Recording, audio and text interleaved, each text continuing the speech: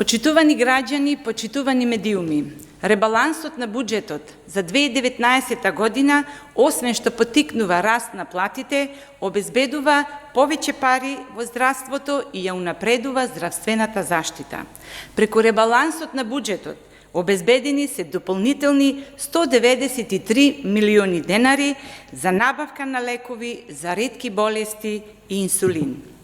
Истовремено, во Фондот за здравствена заштита обезбедени се дополнителни 660 милиони денари за непречено остварување на правата на граѓаните од здравствената заштита.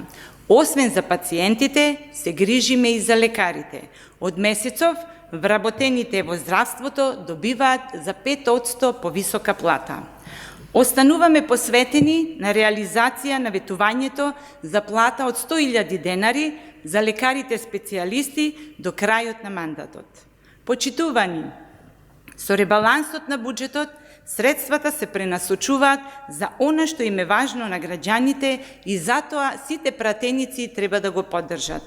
Како одговорна партија, продолжуваме со реализација на мерките и политиките што се во интерес на граѓаните.